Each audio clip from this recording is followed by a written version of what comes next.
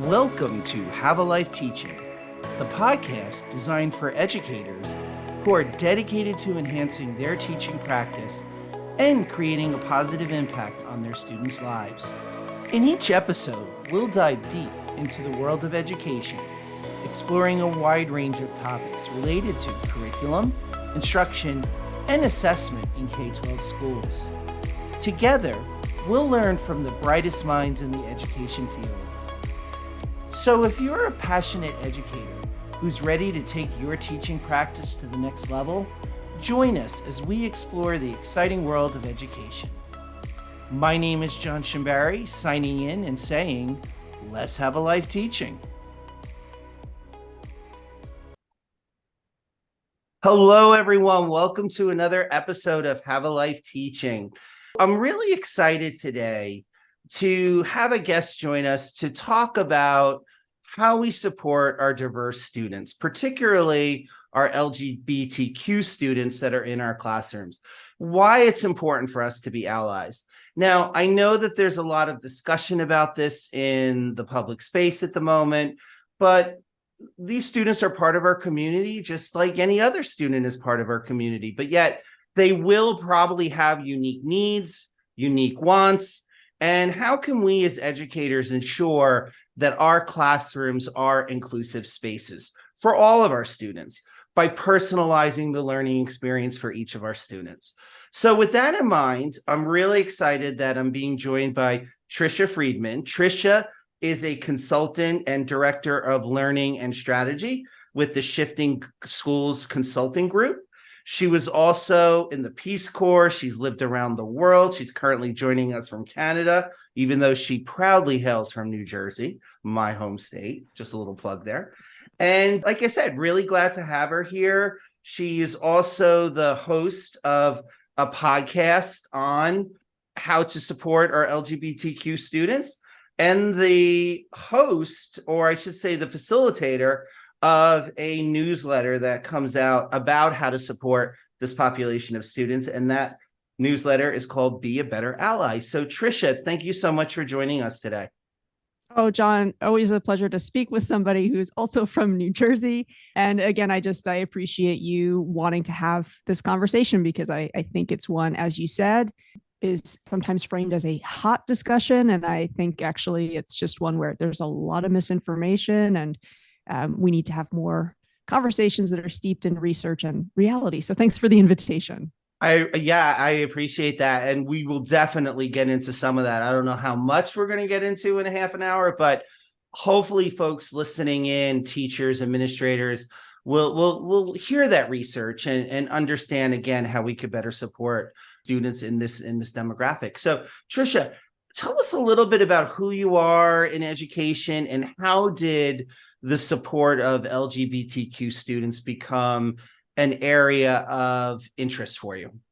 Thanks again for the introduction. I've been in education for about 20 years. I've had the great privilege of living and working in 8 different countries now. And I have left schools formerly, but I support them in my work as a consultant, both through Shifting Schools and through allyed.org, which is kind of like my practice that one of my podcasts comes through and the newsletter that you mentioned as well.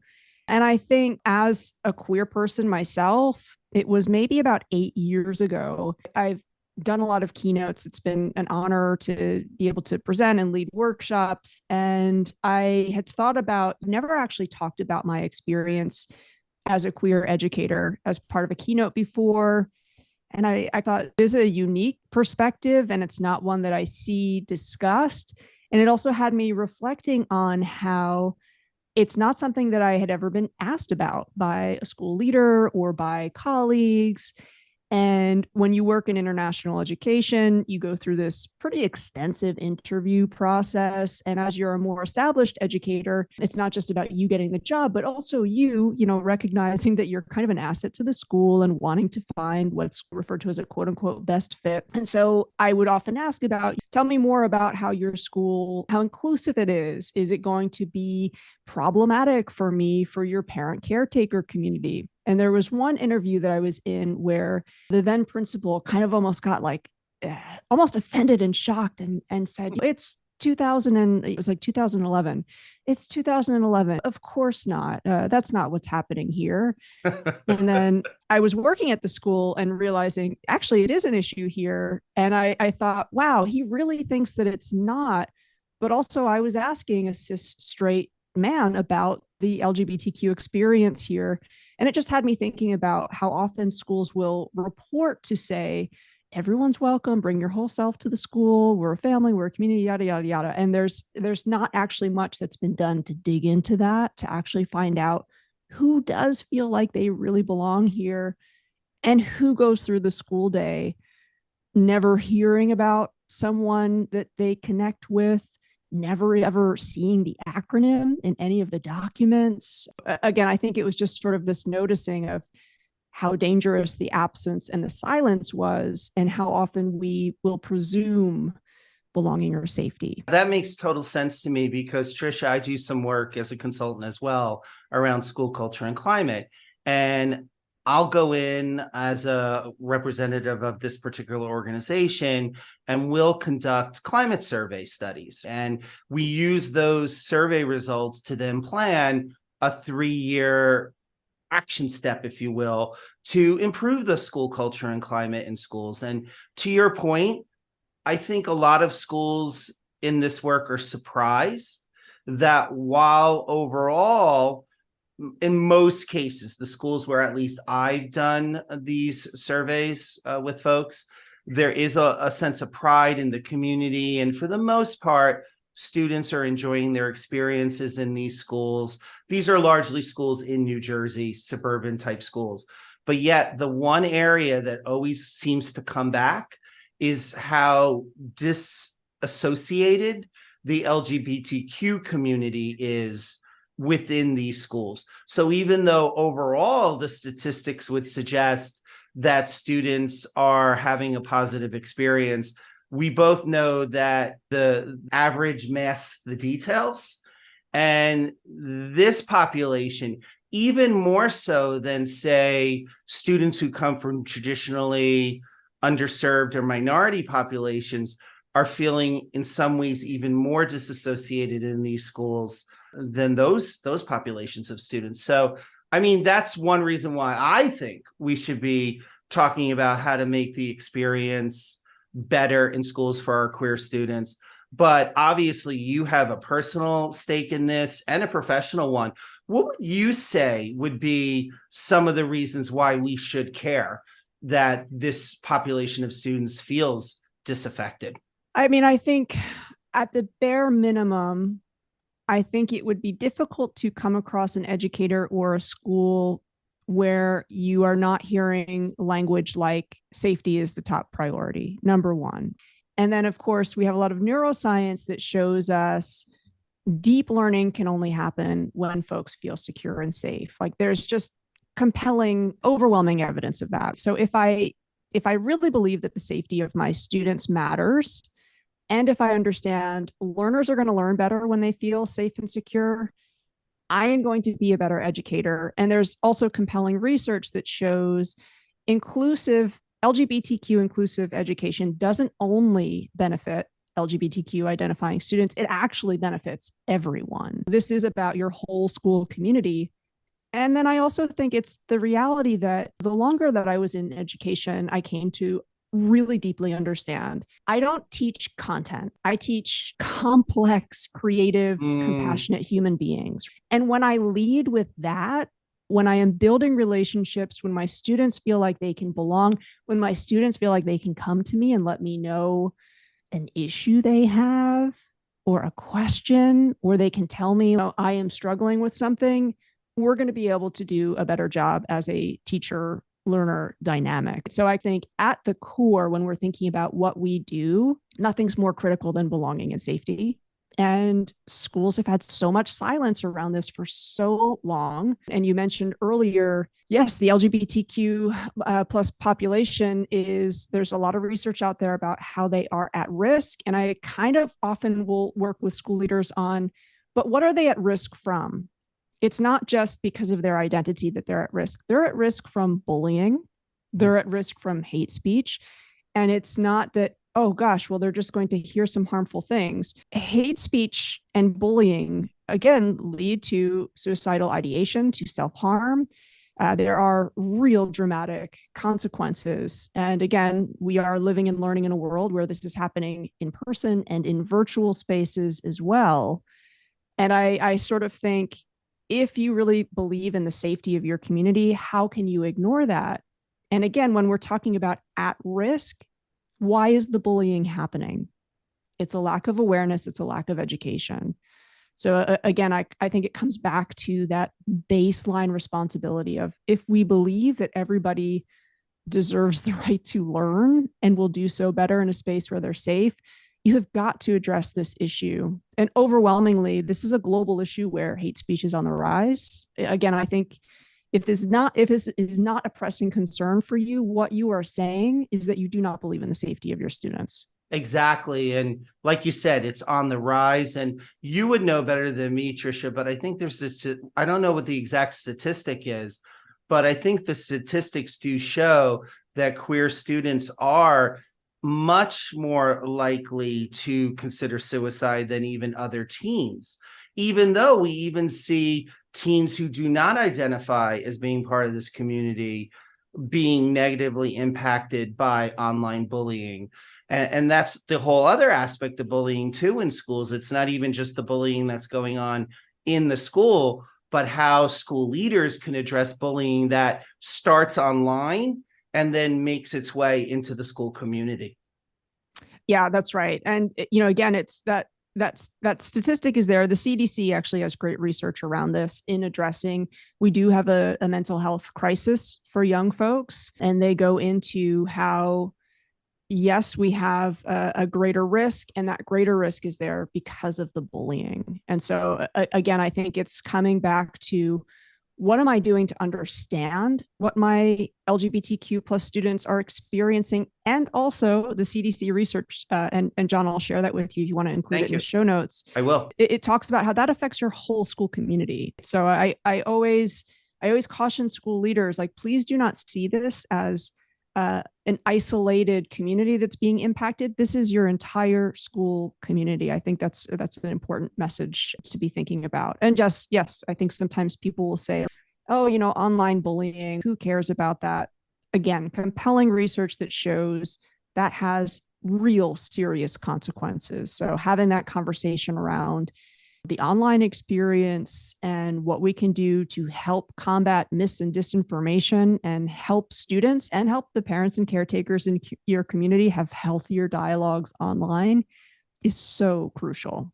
And to your point about it not just impacting the students in the queer community, but also how it impacts our entire community, because we've both been working in education for a long time. There are many different kinds of people in education. So thinking it's just our students, I mean, the queer population is a part of our education community, just like there are other forms of diversity in our education community. So to your point, yes, I think promoting a healthier, safer community benefits everyone. A catchphrase that I hear a lot of schools use too is like, we want our students to be future ready. We want them to be ready to work in an environment where they can go anywhere in the world and work. Okay, if you believe those things, it also means, as you're saying, John, we need to be aware of how to work best with people who may be different from us, maybe have vastly different family situations. And it's the reality that this isn't new. It's not that queer people are in your community now for the first time. They've always been there. And that's kind of the other thing, is I'll hear this myth about, oh, this is just this Western values thing. Queer people have existed in history everywhere on the planet. There's some great books about that. So it also, I think, comes down to, are we teaching children about the reality of the actual world? You're working in New Jersey, which is, I think, one of, I want to say 5, but fact check me on that. It's one of a few states in the US where the history curriculum has mandated that essentially, like, you can't pretend like LGBTQ plus people don't exist. And I want folks to think about that. They had to pass a law where essentially teachers can't pretend we're not real. That's interesting. And I think points to for how long and how deep that silence has been there. And I think that silence has done real harm. We've really misinformed people for much too long. Speaking of that silence, and I know we don't have the time to really get into this following question too much, and I almost hesitate to bring it up, but I think we have to bring it up because it's the elephant in the room. And that is, what damage, or how do you feel? Maybe I shouldn't preface the question, but how do you feel about all of this book banning going on? Speaking of silence in certain places, particularly the banning of books that have queer characters. And it isn't even just at the elementary school level, but we even see books with queer characters being banned at the middle school and even potentially even the high school level. So what would you say to folks who would argue, because I mean, we need to surface what they say, that when we put this issue front and center, we're indoctrinating our children. So I don't know how you would address that. Yeah, the indoctrination argument is one that it's exhausting because it is the exact opposite that's happening. Where you look at most popular media, it really is purporting that the heterosexual lifestyle is the only one that exists.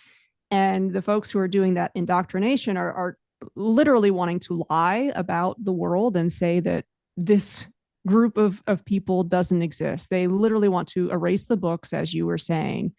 That's indoctrination. I think LGBTQ inclusive education, it is not trying to convince anyone of their identity. It's trying to educate them about the reality of the world. It's trying to help students understand the truth. And it really is just about making sure that we don't have hate speech, that we don't have bullying. So the book banning, it's, to be quite honest with you, it's terrifying because I think if you look at the data on how many book bans we've had in the last few years compared to like the last 100 years, it is a real, true crisis. And you mentioned they're trying to ban books with LGBTQ characters. It's further than that, John. Just yesterday, I was reading one of the books that's been banned is The Red Crayon. So they do not want a book where there's a story about a crayon who is kind of different to exist.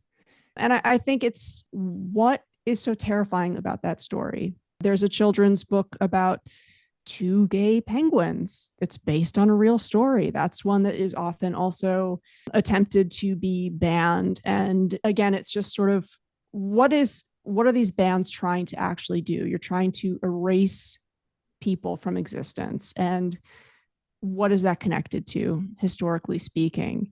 There are some really great organizations out there that are fighting against these book bans. So I think when you ask me, like, how do I feel about it? It's exhausting, but at the same time, I kind of don't have the time to be exhausted because I've got to be supporting librarians. There's a great nonprofit organization called Pride and Less Prejudice that does great work of getting inclusive books into schools. They do this work free. They have great authors come on and talk about their work. They're doing extraordinary work and they need our support now more than ever before. So again, whatever you can do to support your librarians right now is the time to do that because they really do need us. I don't know where I heard this, Tricia. Someone was making a comment that whenever we in the United States are doing something that the Nazis did, it's probably not a good thing. I don't mean to be flippant, but I do see, I mean, some of my more conservative friends argue with me on this, but I do see, obviously not case by case similarity, but I do see some similarities as to what was going on in the 1930s, what was going on in Europe, and what I see happening in our own country today. It's baffling to me that in some ways other people don't see the connections. Again, I'm not saying it's the same thing, but there are some threads that seem to be consistent. Yeah, there's a lot of Holocaust scholars that agree with you and have been suggesting the exact same thing. I think people are conflating inclusive education with lots of things that it is not. And so I think, folks, this is where we have do a lot of work around media literacy and information literacy, and how important it is to really be questioning your sources, be understanding how to do research, and those things are going to be just incredibly more important. And that's where, again, I think this battle against libraries, librarians, and education, understanding why that's the angle too, right? This is a time that we need more information, not less. So switching gears a little bit, Tricia, we've talked about the why it's important to include and be more inclusive when it comes to the LGBTQ community. We talked about some of the misinformation, counter arguments out there. Let's talk a little bit about what allyship means and what we as educators, whether those are our teachers, the teachers listening, whether it's administrators, what can we do now that we've talked about some of the challenges? What can we do to actually make our classrooms more inclusive for this population of students and educators? It's a great question. And I'm going to mention the word research again. And listeners, I'm going to also be sharing this research directly with John. I'm a big believer whenever you hear somebody say, well, research says, always question what research, can I have a look at that? So I'm going to share some research with you that suggests there are 4 areas that are really great areas to focus on. And I have a little bit of a footnote for each of these. The first is to make sure that your school has clear anti-bullying policies. Make sure that your educators are having ongoing professional development. Does your school have a GSA or Gender Sexuality Alliance? And then how inclusive is your curriculum? Because sometimes I'll hear schools say something like, oh, we have a week or we have a day. And it's not about a week or a day. It really is about an ongoing conversation. My footnotes for these is, yes, absolutely. Please do have anti-bullying policies. But here's the thing that I see about policy in school all the time. Students aren't involved. The greater community is not involved. And then if you ask folks, do we have a policy about this? You'll kind of see a lot of like, I don't know, do we? And then if you go even further, can you tell me about the policy? If your students haven't been involved, if the greater community is not involved in the policies, nobody's going to care about them. Nobody's going to know what they are. So make sure that you're developing those policies with student voice. Even get your students to work on different ways of communicating that policy so that folks do understand it. Yes, please do have professional development for your educators, but please do not do it as a one-off or have it lack intersectionality. I even tell schools I very rarely will do a one-off because I think in part it does more harm than good, because you have folks saying like, oh, this one afternoon, this person came and talked to us. So now we're done with that. And then on the other side, sometimes I have a school that will work with me year after year, and I'll say, no, you've got to get somebody in with a different perspective. As much as I would say, like, I speak for all of the queer people, I don't. I'm one perspective, get lots of perspectives in on this. And then also, if you have a GSA, if you have inclusive curriculum, please be listening to student voice. I think if you are a school leader who's listening to this conversation, find out how you can support that GSA. Do you have lots of different opportunities where either they can be coming to faculty meetings on occasion? Is there a community event? Do they need some more funding? Can you support them in connecting with another GSA at another school? If you have these things, please constantly be working with students to ask them, how can we take this further? How can we support you? Because there's having the GSA, but then there's having one where like they really truly feel the support from school leaders. What I found particularly interesting is that you don't do this work as a one-off, that you are going in and providing that coaching, that ongoing support. I suppose some of that coaching probably involves helping the GSAs to be more impactful. But would you mind, Tricia, talking to our listeners about what a typical coaching engagement would look like for you in this regard? Oh gosh, I'm so happy that you asked that question, because what I actually do is whenever I am partnering with a school or an organization, I ask them to do some surveying to find out specifically what are your needs. Like, my approach is not a one size fits all. So even question along like, and I do a scale of like 1 to 4, how inclusive do you think your school is? Explain to me what informs that. And this is the same. I do a lot of work with educational technology. So if I have a school leader say something like, oh, none of our teachers know how to use this. How do you know that? That conversation around who's informing what I'm going to do. And I often tell teachers, if I'm coming in to work with you, have you had that conversation already with the school leader about why I'm coming in, about what information they've given to me? So it's often very tailored. So I'll ask them, like, what are some of the other things that you're working on where we can make sure that we link it to this? Because to your point about working with GSAs, a lot of the work that I do with GSAs is around digital technologies where they're getting different tools for how they can communicate. And I feel digital literacy is tied to this issue so tightly, as is media literacy. But also, it's deeply emotional work. It only actually, I think, gets traction if it is a school in which people have done ongoing training on having conversations and not going immediately into a defensive stance. What a nice plug-in, because I've had other shows recently where we've talked about how educators can work with other educators, how educators can talk about giving feedback versus judgment. And so it just a light bulb moment went off that really that affects every issue. And particularly when you're talking about deeply important issues such as inclusivity of the queer community. That was a really interesting connection. I think listening skills are at the very core of everything we do in schools. And it's also something that we constantly have to work on. So I do a lot of work around that as well. And what does it mean for you to cultivate accountability within your school? What does that look like?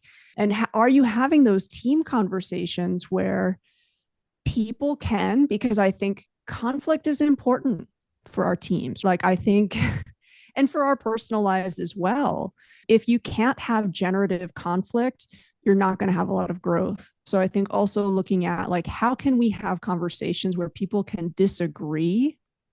And that's a good thing. I often will say too, like, if everybody's just like nodding and agreeing, they're not saying what they're really thinking. And this is with all topics. Tricia, one other key thought I have or question I have based on what you were saying is you were talking about really involving our students in the development of anti-bullying regulations and statutes. And in fact, another plug for our home state of New Jersey. New Jersey actually has a fairly comprehensive anti-bullying HIB regulation that schools really do need to follow. I'll try to put some information also in the show notes about that. But how would you recommend we get students really involved in making decisions about what our school culture and climate is going to be? I think a lot of that is, if you're going to have that invitation, it's got to be super authentic. I think students see through inauthentic invitations.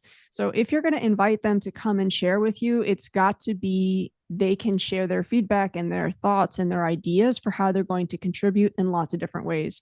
Some students will want to just be able to contribute anonymously. And I think that's really important to always have that anonymous space for students to give feedback. We live and learn in an environment where this survey or the form has been done to death. So if you're saying, well, I'm just going to survey everybody and that's fine, it's not. Lots of students are so sick and tired. Lots of teachers are so sick and tired of the survey. Think about, am I also going to have the opportunity for a few, like, just let's come together and let's have a conversation. Like, I'm going to invite you to come and share this with like a group of 10. Does anybody want to have a part in that? I'm going to have a space where you can submit some information anonymously if you would like. I'm going to also open it up to, is there a resource that you think I should know about? Because it's interesting too, working with a lot of GSAs. I know that social media also gets, people will be like, nothing good on social media for us to learn about. This could not be further from the truth. Students will often like pointing to, like, this is actually a really great TikTok account where they're talking about different issues and it's a great perspective. So don't need to share your personal story with me, but there's like a resource that you think our teacher team could and should learn about. Can you submit it that way. But also, if you are going to do this, you really need to question, what are we going to do with our listening? Because if you're going to ask students to put in the time and then nothing changes, please don't do that, because then the next time you're going to ask for their help, you're not going to get it. So I think it's also really important as a leadership team to say, are we actually willing to change? Because the other thing that sometimes I'll hear is, oh, but the way of doing this is our tradition. And then it's, well, whose tradition? Is it the student's tradition or is it Bill's tradition? Because he's been at the school for 25 years and Bill loves doing it this way. So I think really starting with that, you're probably going to be provided some information that's going to invite you to change. If you're not willing to take that invitation, please don't do this. I really appreciate you, Tricia, talking about not just surveying, but being authentic and really being open. And this is more for the leaders out there listening, really being open to change and also thinking about tradition in a way where there are certain traditions to continue, but there might also be certain traditions not to continue. If, to your point before, we're truly interested in making our schools a safe space for all of our students and preparing our students for the real world when they are going to be working with multiple kinds of people. So before we conclude, Tricia, is there anything I didn't ask that you really want our listeners to take away from our conversation today? One thing that's really important is sometimes I will hear folks say, I know our school has a long way to go. It's so much to do. I don't know how we're going to get it all done. And I often suggest, if I decide, this is going to be my year where I really lean into like health and fitness, I don't need to know how every single piece of exercise equipment operates in the gym before I start going to the gym. I can start, and even if I'm just there for like 5 minutes one day, I've made a start. And so there are so many places and spaces to go for folks to make a start. And to your earlier question about if we're going to involve students, how do we best go about that? They're watching us to see, are we doing the learning? Because I also think if your school has a GSA, it is also not the GSA's job to educate the entire teacher community, the school leaders. You can be doing your own work as well. And they do offer us some great deep education. So I mentioned Pride and Less Prejudice before. That's a great organization where if you don't have the budget, they will send you books free. They have author talks. They've got lots of different follow-up resources. On my website, allied.org, I have a series of conversation starters. I have a free course via EduSpark on media literacy, but I think it's sort of like, what is the one thing that you can get started with? What is the step that you can take? Let your students know you're doing this learning. Let some of your colleagues know. It's always community work too. I love this, Tricia. And actually, I am going to use a lot of the resources that you recommended in my work with schools. So thank you for even for educating me as well. So Tricia, thank you so much for your time today. This was really informative and I enjoyed our conversation. Oh, John, such an honor, like a pleasure to get to chat more with you. And thank you so much for the thoughtful questions. You bet. Thank you for listening today.